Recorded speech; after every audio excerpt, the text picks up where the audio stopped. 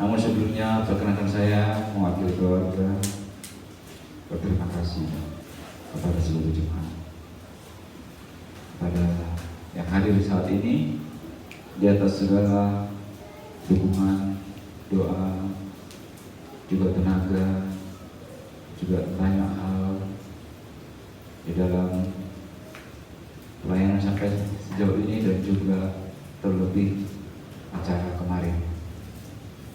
Kiranya Tuhan membalas segala kebaikan Bapak Ibu dan saudara-saudari semua. Dan saya juga mewakili keluarga, kalau kami ada yang bertutur kata salah, berperilaku salah, mohon dimaafkan.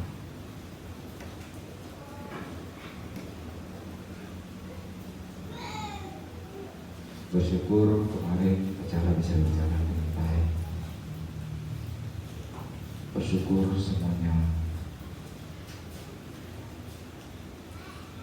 bisa melihat kemurahan Tuhan. Itu hanyalah kemurahan Tuhan dalam hidup kita semua. Hari ini saya tidak berkhotbah untuk Bapak Ibu, saya juga berkhotbah untuk diri saya sendiri, untuk bisa melihat bahwa segala sesuatu itu indah pada waktunya. Indah pada waktunya. Mari kita baca firman Tuhan. Pengkhotbah 3 ayat 11 berkata demikian. Ia membuat segala sesuatu indah pada waktunya. Bahkan ia memberikan kekekalan dalam hati mereka. Tetapi manusia tidak dapat menyelami pekerjaan yang dilakukan Allah dari awal sampai akhir. Bapak Ibu saudara kasih Tuhan, firman ini tentulah pernah kita baca, pernah kita renungkan, pernah kita dengar. Hari ini kiranya Tuhan memberikan lagi sesuatu yang baru, karena begitu kaya firman-Nya, melebihi kekayaan apapun di muka bumi ini, melebihi keindahan apapun di muka bumi ini. Firman Allah, kata-kata yang melebihi kebijakan dari apapun di muka bumi. Pertanyaan yang pertama yang perlu kita renungkan adalah, siapa yang membuat indah pada waktunya? Siapa yang membuat segala sesuatu itu indah? Tuhan. Ya, Tuhan. Kalau kita lihat dari nas tadi ya, nas tadi berkata bahwa Ia di sinilah Tuhan membuat segala sesuatu indah pada waktunya. Ini penting bagi kita. Mungkin kita selama ini sudah beribadah, ya. Mungkin selama ini kita sudah merasa bahwa saya juga sudah merasa bahwa saya adalah hamba Tuhan. Tetapi apakah saya sering merasa bahwa memang Tuhan itu yang membuat indah? Atau harta yang membuat indah? Atau pasangan hidup yang membuat indah? Atau keadaan yang membuat indah? Atau segala pemikiran, pendidikan yang membuat indah? Gelar apapun yang membuat indah? Bukan. Hari ini Tuhan berkata, siapa yang membuat indah? Tuhan. Kenapa nas kita hari ini membahas tentang indah pada waktunya? Apakah kita sedang berbicara bahwa kehilangan seorang ayah, seorang gembala, seorang yang baik di dalam hidup kita adalah indah? Itu juga sebuah pertanyaan. Seakan kita sedang bertanya, wah, syukurlah dia pergi begitu. Seakan kalau manusia memikirkan kata-kata ini seakan begitu. Tetapi sebenarnya ini lebih daripada pemikiran manusia. Karena siapa yang membuat hari itu terjadi? Siapa yang membuat bahwa ayah, gembala harus pergi, suami harus pergi dari muka bumi ini? Tuhan. Kalau Tuhan yang membuat, apakah kita dengan mudah akan berkata bahwa itu indah? Kan indah? Gampang. Gampang. Kadang-kadang kalau kita dipengaruhi banyak hal, Kita akan berpikir bahwa adalah lebih baik jikalau terus bersama-sama. Adalah lebih baik jikalau terus bersama-sama. Tetapi karena Tuhan yang berbuat, apa yang terjadi dalam hidup kita perlu kita pikirkan kembali. Perlu kita pikirkan kembali, mengapa bisa dikatakan bahwa ini indah bagi kita. Kalau dari hati saya secara manusia berkata ini enggak indah, bagaimana bisa dikatakan indah? Kehilangan sesuatu yang berharga bagi kita. Bagaimana kita bisa berkata bahwa itu indah? Apakah kita ini sudah orang-orang yang rusak pikirannya sehingga harus berkata bahwa kehilangan itu sesuatu yang indah? Itulah yang coba kita renungkan oleh firman Tuhan. Karena kalau tidak, maka akan terjadi seperti di negara-negara lain bahwa gereja atau mengikut Tuhan itu bukanlah sesuatu yang indah lagi. Ada banyak yang lebih indah daripada mengikut Tuhan. Ada hal-hal yang bisa menggantikan keindahan di dalam hidup ini, sesuatu yang paling dinikmati dalam hidup ini. Sehingga banyak orang-orang yang tidak merasa lagi bahwa Tuhan itu penting dalam hidupnya. Karena apa? Dia merasa bahwa segala sesuatu yang tidak penting dalam hidupnya bertentangan dengan Tuhan. Bapak Ibu, saya merasa kayak baru kemarin saya ada di sini. Masih berencana pasca nanti baru datang. Sudah merencanakan sesuatu, mempersiapkan segala sesuatu. Bagi saya seorang perencana, kalau ada sesuatu rencana yang gagal, itu merasa kayak begitu menyakitkan.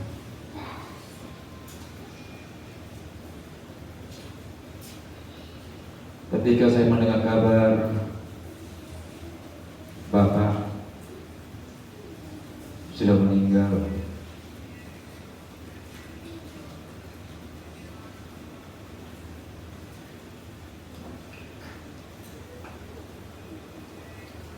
saya merasa pada saat itu saya bukan seorang pelihara, tapi saya kenal ada orang yang tegar, berjuang dalam hidup ini.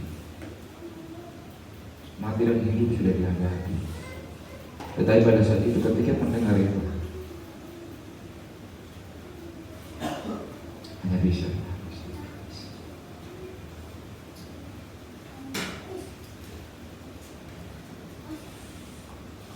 ya.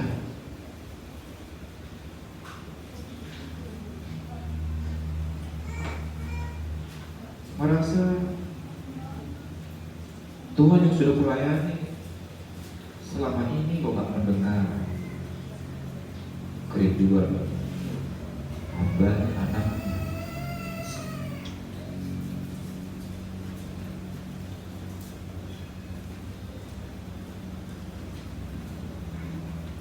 Kami sulit sekali mengatur waktu dalam hidup ini untuk bisa bersama-sama dengan istri saya.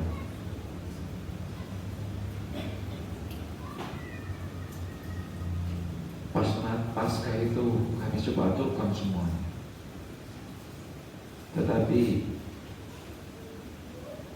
Bapak sudah pergi, Tuhan sudah mengambil dari hidup. Apakah ini bisa dikatakan indah?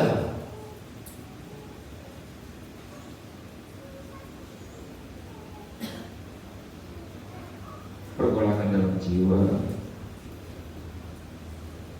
pengetahuan yang saya dapatkan itu hancur begitu saja.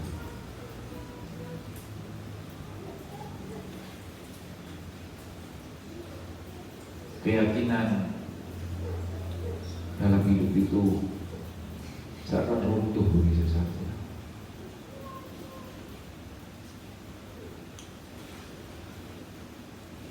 Tadi pujian berkata, kerja buat Tuhan selalu manis. Benarkah kerja buat Tuhan selalu manis? Bukankah orang-orang yang melayani Tuhan, bukankah orang itu adalah orang-orang yang sering malah dihina, malah selalu dinilai lebih tinggi daripada nilai kepada orang-orang tidak melayani di dalam Tuhan? Kalau orang lain melakukan sesuatu mungkin bisa dipahami, dimaklumi, tetapi menjadi seorang bekerja buat Tuhan, ada suatu kesalahan, gak gampang diampuni, gak gampang dimengerti, gak gampang dipahami.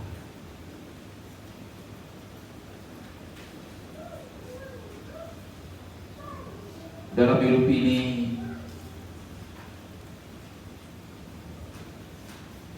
saya adalah orang yang sebenarnya tidak ingin menjadi hamba Tuhan, tidak ingin menjadi gembala, tidak ingin menjadi pendeta.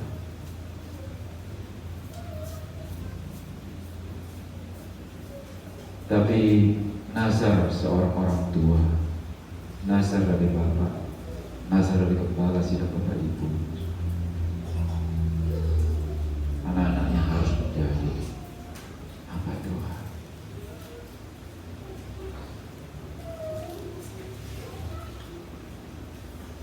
Itu membuat saya tidak bisa lari kemana-mana. Kerinduan saya dari dulu adalah menjadi dokter. Saya mendaftar ke Universitas Indonesia, saya keterima di sana. Tetapi pada hari kamu masuk penerimaan saya sakit. Ke rumah sakit lalu orang bilang, dokternya bilang gak ada sakit. Ini gak ada sakit ini. Ada seorang pendeta ini tidak pernah berjumpa dengan bapak saya di Pulau Jawa sana. Dia berdoa, dia berkata, sepertinya bapak melakukan sebuah hal yang tidak sesuai dengan janji kepada Tuhan.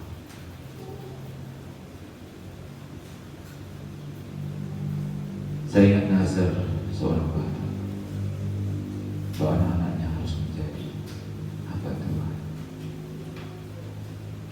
Mungkin orang-orang di kampung ini tahu masa lalu bapak, tapi kemudian bagaimana dia bertobat dan dia bernazar pada saat itu. Dalam pertobatannya itulah nazar itu dikenakan kepada semua anak.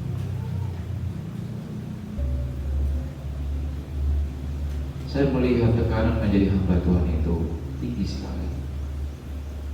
Saya menggembalakan gereja juga di Pulau Jawa sebelum saya ke Hong Kong. Ada satu gereja yang diserahkan oleh seorang yang saya sebenarnya hanya 2 kali khotbah di situ. Lalu kemudian saya coba menggembalakan. Akhirnya saya bisa merasakan bagaimana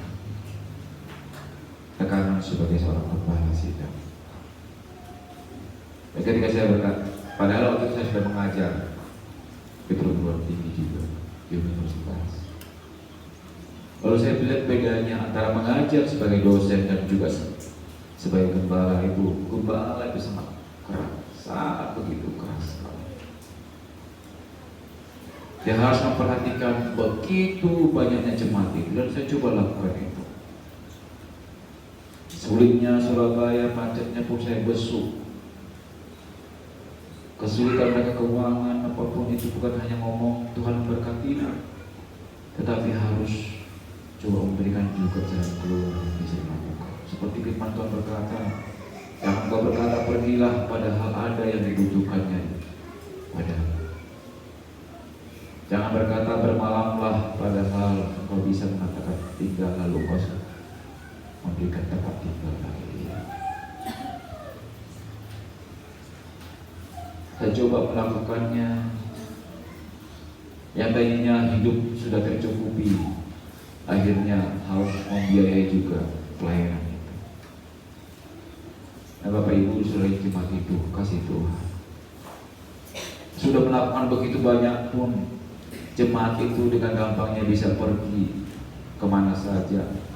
Kadang-kala bukan bermasalah dengan saya, jemaat dengan jemaat bermasalah, pergi begitu saja, tidak mengingat lagi kebaikan kita selama ini.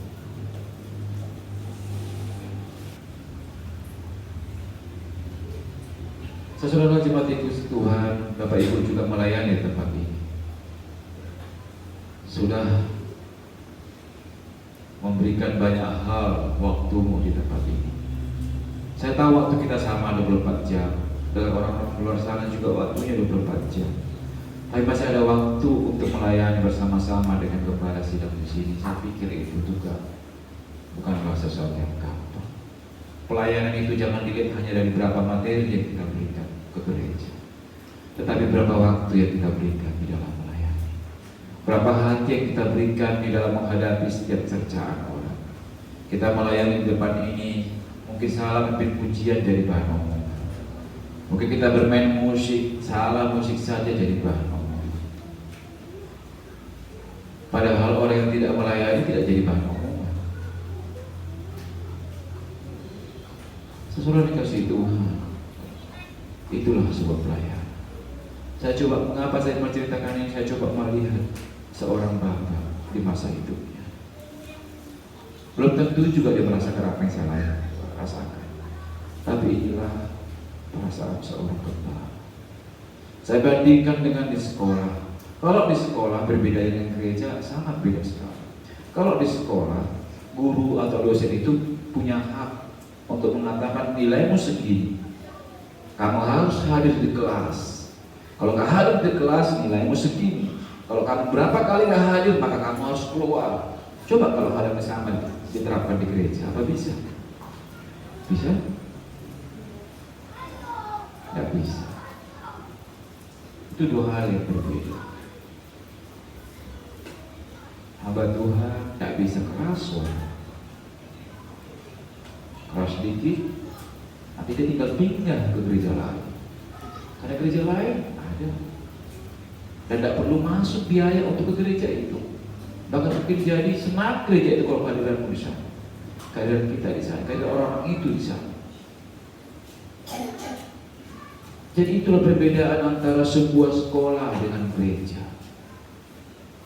Gereja itu bukanlah sesuatu yang gampang.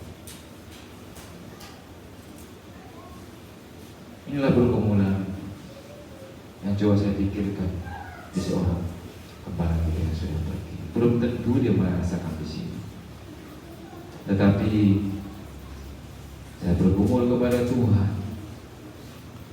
Bapak sudah melewati perjuangan itu. Saya dengar, saya datang waktu itu, saya coba ke rumah-rumah. Ada beberapa yang saya temui. Saya dengar Bapak Gembala, Bapak Ibu di sini. Ayah saya di sini adalah orang yang sungguh baik, sungguh baik. Kadang-kala sewaktu dia masih sehat, mau Natal, malah dia minta dari saya berkat supaya bisa memberikan sesuatu bingkisan Natal kepada jemaat di sini. Saya bersyukur seorang ayah mau cerita kepada anak, dan saya mengerti pergumulan. Akhirnya sebagai anak melihat seorang hati seorang ayah, dan tidak berpikir untuk bagaimana supaya jemaatnya yang harus memberikan Natal, tetapi dia harus memberikan untuk jemaat.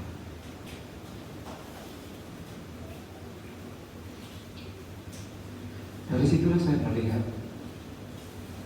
inilah harus dipelajari dalam pengelolaan.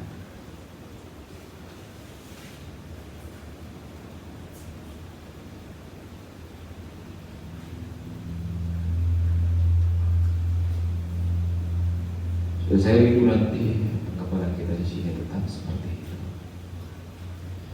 Kiranya uang itu jangan menjadi penghalang di dalam pelayanan di sini. Ingat, gembala kita bukan berpikir apa yang diberikan gereja ini kepada dia, tetapi apa yang dia bisa berikan untuk gereja ini. Saya rindu sekali Bapak Ibu berpikir demikian juga. Apa yang bisa kita berikan kepada Tuhan melalui gereja ini?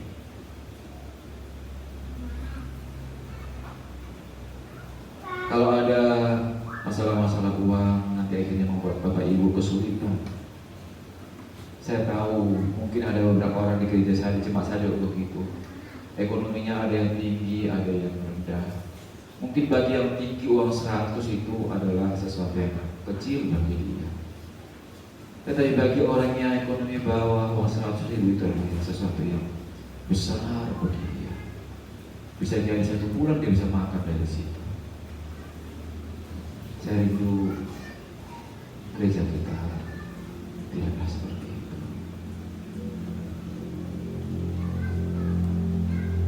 Saya bertemu dengan orang-orang yang tidak bergereja, yang tidak beragama.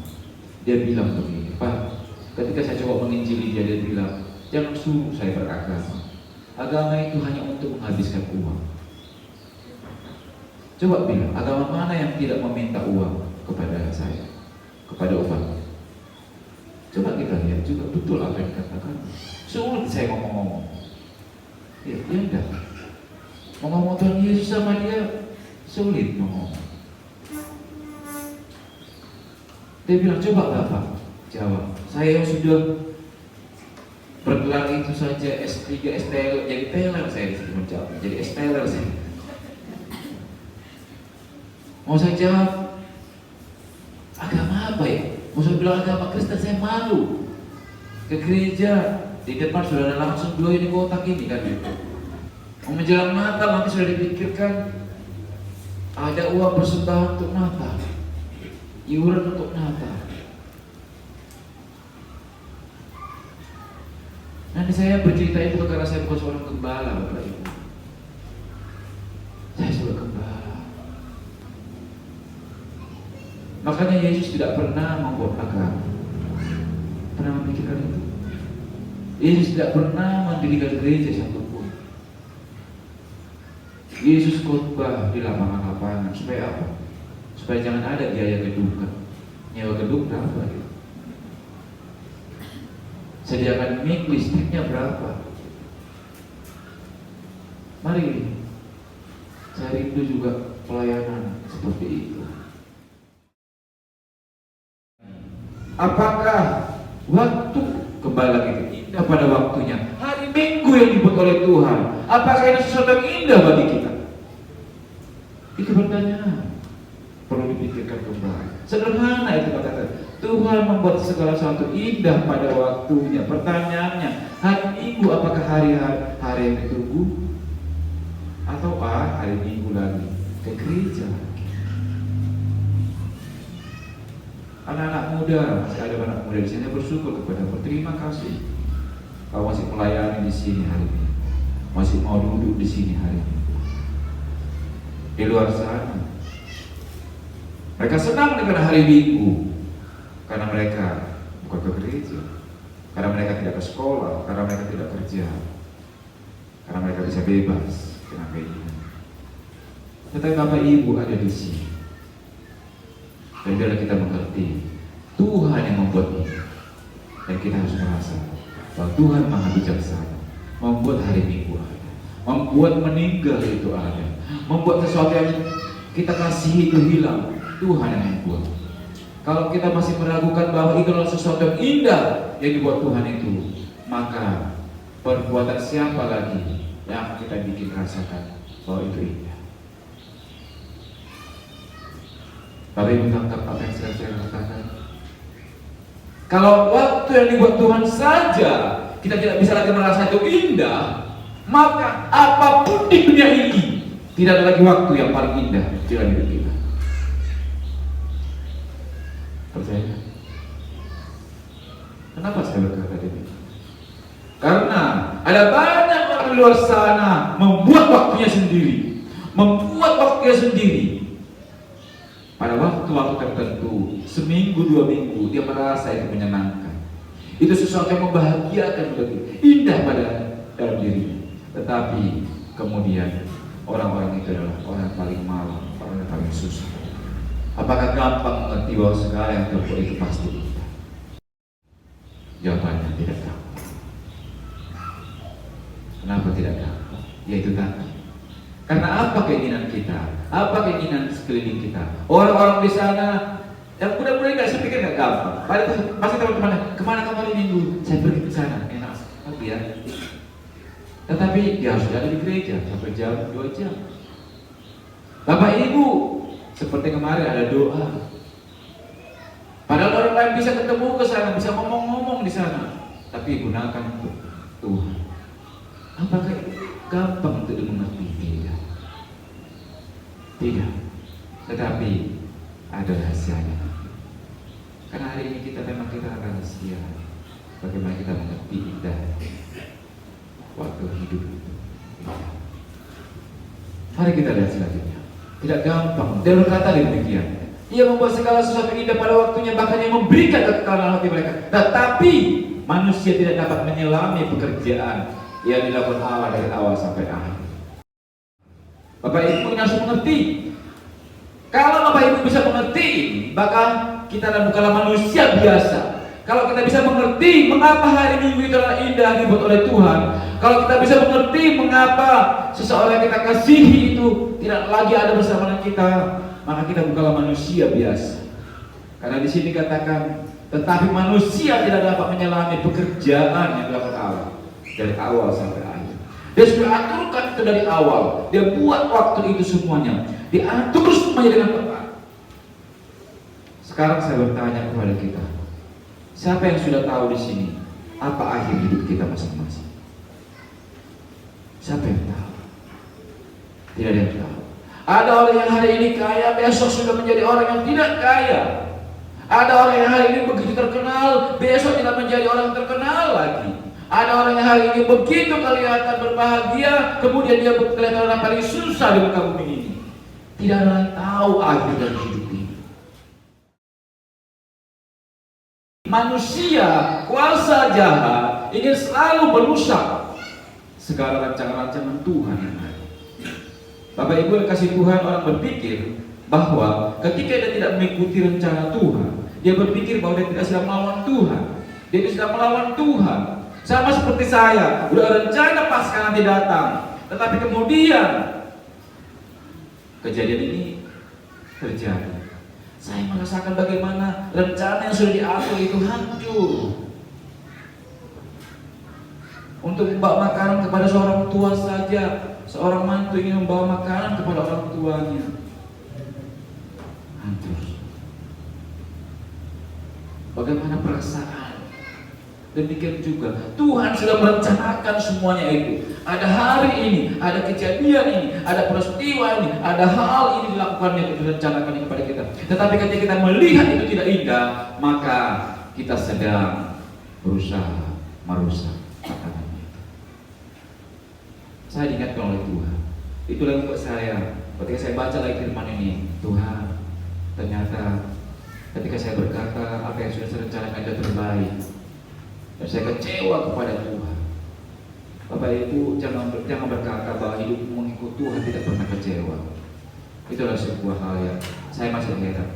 Kalau ada manusia di muka bumi ini yang bisa berkata bahwa ikut Tuhan tidak pernah kecewa, adakah? Di tempat ini mengikut Tuhan tidak pernah kecewa? Ada? Apakah berdosa mengikut Tuhan kecewa? Itu pertanyaan yang penting kita jawab. Kenapa? Karena seringkali orang Kristen itu berpura-pura kepada Tuhan.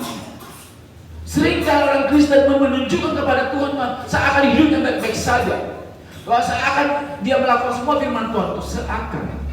Di dalam doanya dia kelihatan begitu menerima saja Pak Tuhan, tetapi di dalam hati tersembunyi dia kecewa. Pemazmur, kalau kita baca kitab Mazmur, dia menggambarkan bagaimana dia kalau dia kecewa, dia katakan kepada orang kecewa Tuhan. Yang dosa adalah kalau dia terus menerus kecewa, lalu kemudian dia tidak pernah bertobat dari kekecewaannya, itu adalah dosa. Karena di tengah-tengah pergumulan hidup ini ada kekecewaan.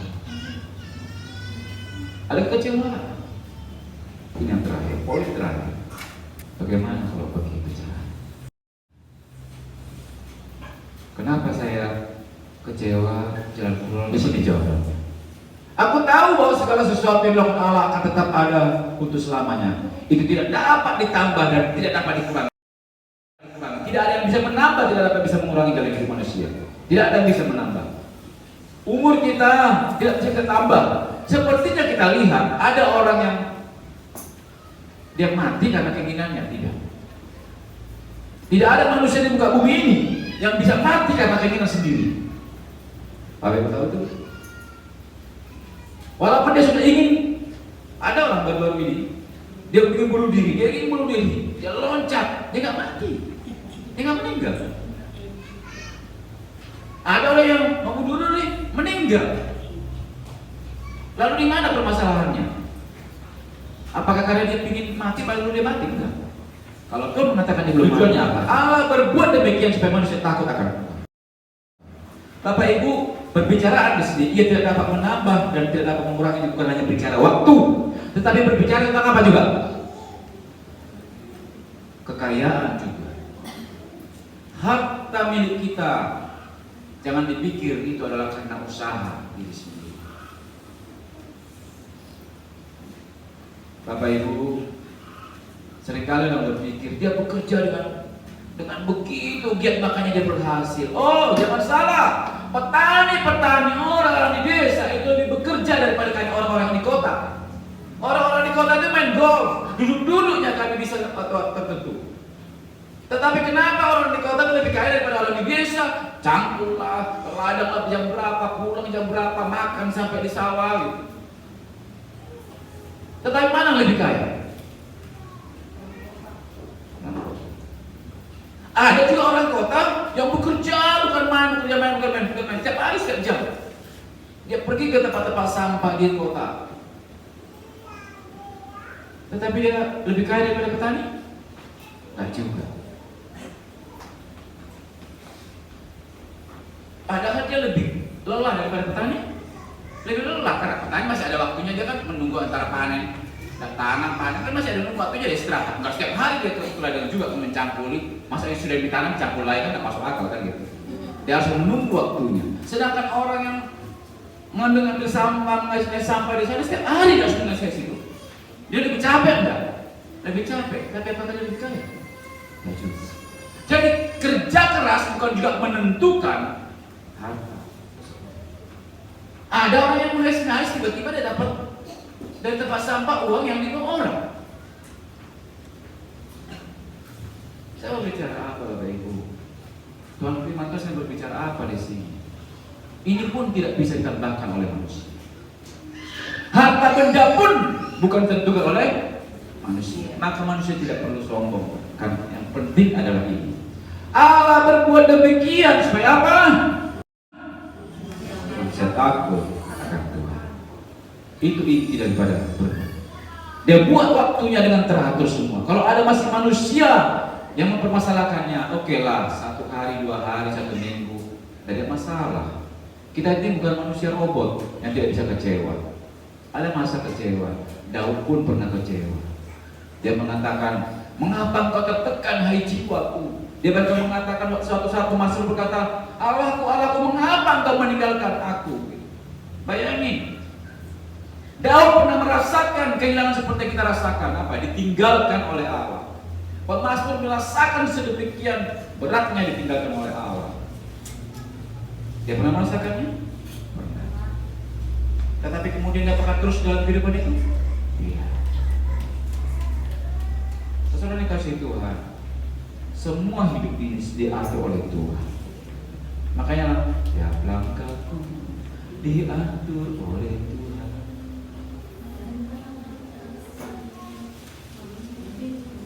Tuh, sadar Tuhan. Oleh karena itu Bapak Ibu dikasih Tuhan, sungguh indah kalau kita mengerti firman Tuhan ini. Maka kita pulang dari sini nanti kita melihat bahwa segala hal adalah dari Tuhan, oleh Tuhan, dan bagi kemuliaan Tuhan. Dari Dia semuanya. Oleh Dia semuanya ini berjalan. Tidak ada, kita berpikir. Ada kalanya saya merasa dulu jengkel terhadap orang-orang yang perlakuan saya tidak baik. Tetapi kemudian saya mengerti apa yang dikatakan Tuhan. Sekalipun orang menerka-rekaan jahat, justru rekaan itu dipakai Tuhan untuk memperbaiki saya.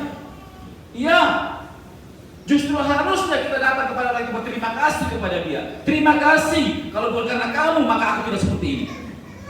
Ya, harusnya demikian. Pernah berpikir demikian? Orang-orang yang melukai kita, justru karena Dialah kita jadi seperti ini, Bang. Di gereja ini pun masih ada orang-orang yang berdosa. Justru itulah yang Tuhan nanti dalam hidup ini. Kalau ada orang-orang yang masih perilakunya belum baik, tolong jangan kata-katain. Justru tolong makin topang dia, makin kasihi dia. Disitulah buktinya bahwa kita lebih dewasa di dalam rohani. Bapak Ibu dikasih Tuhan, takut akan Tuhan itulah dasar dari semuanya. Tuhan mengharap kita takut akan Tuhan. Karena kalau orang itu tidak takut akan Tuhan, maka jangan harap orang itu akan takut kepadamu. Suami-suami tidak takut akan Tuhan, jangan harap istri-istri kau berpikir dia akan takut kepadamu, akan hormat kepadamu. Kepada Tuhan saja dia tidak takut. Siapa yang mengizinkan yang corona ini makan muka bumi ini? Kalau bukan Tuhan. Kalau Tuhan seperti itu yang tidak takuti, maka jangan berpikir bahwa orang itu takut kepada kita. Itu yang selalu saya pikirkan. Orang ini tidak takut sama Tuhan. Makanya apa saya berharap bahwa dia takut sama saya. Istri-istri yang tidak takut sama Tuhan, suami-suami jangan berpikir bahwa dia akan takut kepadamu. Tidak. Anak-anak yang tidak takut akan Tuhan, jangan berpikir bahwa dia akan takut kepadamu. Tidak. Takut di sini dalam arti adalah hormat. Dia tidak akan hormat kepadamu. Itulah mengapa saya selalu mengatakan seiman itu adalah firman Tuhan berkata seiman itu karena itu. Kalau dia saja kenapa tidak seiman? Karena dia tidak takut sama Tuhan. Maka kamu menuntut dia menakuti, menghormatimu, tidak mungkin. Kalau dia tidak takut atau tidak hormat kepada Tuhan, maka lihatlah dalam tatanan Anda. Saya melihat ini Bapak Ibu. Saya menghidupi ini. Saya takut akan Tuhan. Lebih takut kepada Tuhan daripada manusia. Kadang-kadang saya harus menahan diri demi untuk kebaikan orang lain. Kadang-kadang untuk diri sendiri kadang kita, kalau kita menang hari ini, tapi semuanya orang dipermalukan, apakah itu suatu kebanggaan? Enggak juga. Tapi bagaimana kita supaya sama-sama dihormati? Dia dihormati, saya juga dihormati. Bapak Ibu kasih Tuhan. Allah berbuat demikian supaya apa? Supaya manusia takut akan Tuhan. Tidak ada yang bisa menambahkan sedikit pun dalam hidup ini. Bahkan untuk orang lain menghormati kita, tidak bisa kita gerakkan hati. Apa Ibu tahu? Kadang-kala kalau ada ini, jadi itu tidak dapat ditambah dan tidak dapat dikurangi ini. Itu artinya nggak ada yang bisa merubahnya. Yang bisa merubah hati manusia pun bukan kita, Tuhan. Yang bisa merubah hati suami siapa? Tuhan. Yang bisa merubah hati suami istri siapa? Tuhan. Sepintar-pintar kita ngomong, kalau bukan Tuhan yang merubahnya maka tidak bisa. Sehebat-hebat apa kita mau ngomong kepada istri kita, kalau bukan Tuhan yang mengubah tidak bisa. Kepada anak-anak kita ini sepintar apa kita mau ngomong, nggak bisa kalau bukan Tuhan. Saya melihat itu di dalam gembala kita. Saya tahu doa-doanya kepada anak-anak. Pagi-pagi dia berdoa untuk anak-anak. Itulah yang membuat kami seperti ini. Karena Tuhan. Bukan karena kami. Bukan karena kepintaran saya. Bukan karena kehebatan saya usaha. Kalau mereka katakan usaha saya sekarang ini sudah gak kuat. Saya lihat kemarin tuh Mangboru semua Parkobas itu, aduh bekerja begitu capek orang. Saya tahu.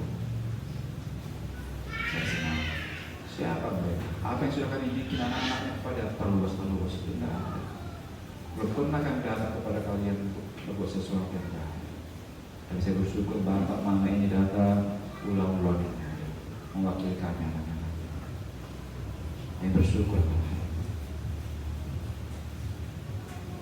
Bapak Ibu, tidak ada yang bisa kita tahu. Inilah intinya. Kenapa? Oleh karena itu semakinlah bergaul erat dengan Tuhan. Ya. Karena apa? Orang yang takut akan Tuhan itu ditunjukkan apa? Tunjukkan jalan-jalan hidup. Lalu bergaul dengan Tuhan. Bapak Ibu, dalam hidup ini saya bukanlah pintar melihat masa depan, tetapi ternyata apa yang dilakukan ini Tuhan sudah pimpin. Sudah Tuhan pimpin. Tidak usah bergaya-gaya, tidak usah sampai bersilat kata dalam hidup, bersilat lidah untuk mendapatkan sesuatu. Tidak perlu. Kalau dari Tuhan, nggak kemana-mana pergi. Tetapi kalau bukan dari Tuhan, mau kita usahakan seperti apapun, tidak akan dapat. Percayalah, karena kita tidak bisa menambah sedikit, tidak bisa mengurangi. Oleh karena itu Tuhan ditunjukkannya jalan-jalan. Dan yang kedua, bagaimana bergaul karya. Kalau ada pergaulan yang baik, bagaimana indah. Bapak Ibu yang dikasihi Tuhan, takutlah akan Tuhan. Hanya itu yang bisa dipersatukan. Itu inti dari semuanya. Takut akan Tuhan itu adalah permulaan dari pengetahuan. Takut akan Tuhan itu adalah permulaan daripada kekayaan. Justru orang yang mengejar kekayaan, katanya apa? Akan jatuh ke dalam berbagai-bagai percobaan. Tidak perlu kejar akan apa? Kejarlah takut akan Tuhan. Takutlah. Maka tidak ada yang tidak bisa diberikannya kepada. Tidak ada. Semuanya bisa diberikan kepada kita. Apa yang kita harapkan, dia bisa berikan kepada kita. Katakan kepada diri sendiri, aku mau takut akan Tuhan. Katakan kepada diri sendiri, aku mau takut akan Tuhan. Aku akan lebih takut pada Tuhan daripada apapun di muka bumi. Saya lebih takut kepada Tuhan daripada kepada si A. Saya akan lebih takut kepada Tuhan daripada si B. Saya akan lebih takut kepada Tuhan daripada si C. Saya akan lebih takut kepada Tuhan daripada kepopuleran, keterkenalan dalam hidupnya. Saya akan lebih takut kepada Tuhan daripada puji-pujian, daripada mendapatkan puji-pujian dari manusia. Saya akan lebih takut. Maka lihatlah, Tuhan berkata, bukannya kurang panjang tangan Tuhan, tidak kurang panjang tangan. Dia ada bersama dengan. Bukannya tidak bisa dibukakannya tiga lagi, dicurahkannya berkatnya kepada kita. Bukan tidak bisa. Saya percaya dalam masyarakat ini akan semakin berubah, akan semakin berkembang ketika takut akan Tuhan itu hadir dalam hidup kita semua. Jangan takut kepada manusia, hormati manusia, tetapi takutlah akan Tuhan. Itulah inti daripada permohonan kita. Katakan kepada samping, takutlah akan Tuhan. Mari katakan kepada Tuhan. Ya, takutlah akan Tuhan. Nanti katakan kepada anak-anak yang tidak ada hadir, suami yang tidak hadir, istri yang tidak hadir, katakan, mohon takutlah akan Tuhan. Engkau tidak takut kepada saya, tidak apa-apa, tetapi takutlah akan Tuhan. Karena takut akan Tuhan itu akan membuat sekarang ini indah pada waktu ini. Kita bisa melihat semua itu indah pada waktu.